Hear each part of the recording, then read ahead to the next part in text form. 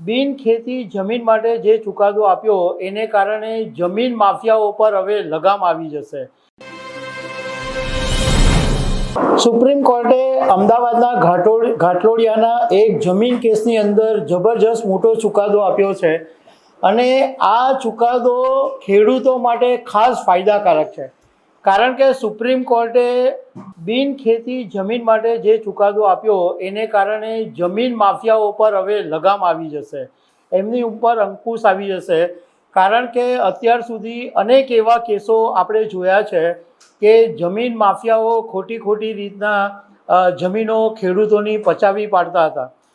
હવે સુપ્રીમ કોર્ટે જે પ્રમાણે ચુકાદો આપ્યો છે એ પ્રમાણે જમીન માફિયાઓની મનમાની હવે ચાલવાની નથી। તો આના વિશે તમારી સાથે વાત કરીશ। મારું નામ રાજેશ શાહ છે અને તમે જોઈ રહ્યા છો ગુજરાતના સૌથી મોટા ડિજિટલ પ્લેટફોર્મ ખબર છે.com। અમદાવાદમાં ઘાટલોડિયાની એક જમીન કેસમાં સુપ્રીમ કોર્ટે મહત્વનો ચુકાદો આપ્યો છે કે જમીન નોન એગ્રીકલ્ચર એટલે એને બિનખેતીની જમીન આપણે જેને કહીએ તે એને કરવાની મંજૂરી આપતા પહેલાં કલેક્ટરે હવે માત્ર મહેસૂલી એન્ટ્રી કે કબજો જ નહીં પરંતુ અરજીની સમગ્ર કાયદેસરતા અને દસ્તાવેજોની ઝીણવટભરી તપાસ કરવી પડશે।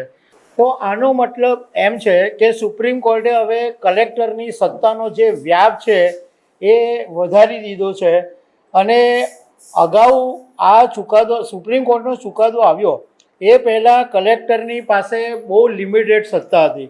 કલેક્ટર એની પરવાનગી માત્ર જમીનના કબજાને ધ્યાનમાં રાખીને આપતા હતા, કારણ કે એમની પાસે બીજી કોઈ સત્તા નહીં હતી। કેસ ચાલે છે કે નહીં, કોની માલિકી છે એ બધી બાબતો તપાસવાની સત્તા કલેક્ટરની પાસે નહોતી। હવે તમને થોડી કમ્પેરિઝન આપું કે કલેક્ટરની સત્તા પહેલાં શું હતી અને હવે કલેક્ટરની સત્તા શું થઈ જશે।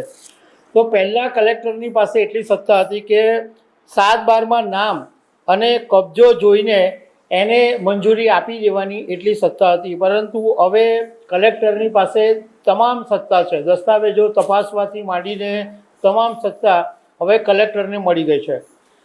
બીજું કે પહેલાં એવું હતું કે સિવિલ કેસ પેન્ડિંગ હોય તો પણ એને મંજૂરી મળી જતી હતી, હવે નહીં મળે।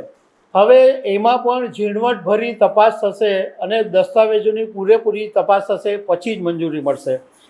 હવે આ બધાની અસર એ પડશે કે જે જમીન માફિયાઓ ખોટી એન્ટ્રી પાડીને જમીન એને કરાવી લેતા હતા હવે એ નહીં કરાવી શકે અને ખેડૂતોની જે હક છે એને રક્ષણ મળશે।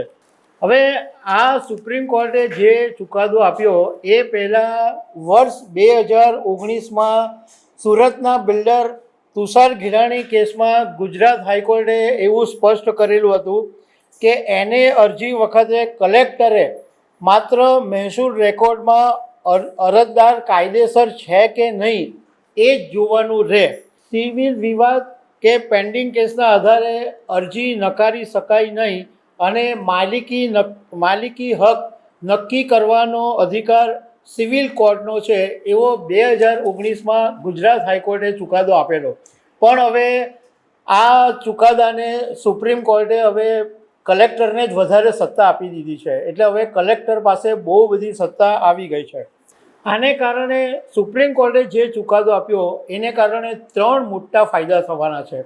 સૌથી પહેલો ફાયદો કે હવે કોઈ બધા જે દબંગ ને બહુ મોટા માફિયાઓના જે લેબલો ધરાવતા હોય એ માત્ર ખોટો કબજો જમાવીને કે સિવિલમાં ખોટો દાવો કરીને જમીન એને કરાવીને વેચી શકશે નહીં। બીજો ફાયદો એ થશે કે એને થયેલી જમીન ખરીદવામાં છેતરપિંડી થવાનું જે જોખમ છે એમાં ખાસો એવો ઘટાડો થશે। અને ત્રીજો ફાયદો એ થશે કે સિવિલ વિવાદો અને બોગસ એને અરજીનો ઘટાડો થશે અને એને કારણે કોર્ટમાં જે પેન્ડિંગ કેસો છે એનું ભારણ ઘટશે। તો આ ખરેખર સુપ્રીમ કોર્ટે જે ચુકાદો આપ્યો છે એને કારણે જમીન માફિયાઓ પર હવે બહુ મોટો અંકુશ આવી જવાનો છે। તો દર્શક મિત્રો, આવી અનેક વાતો સાથે અમે તમને મળતા રહીશું। આભાર।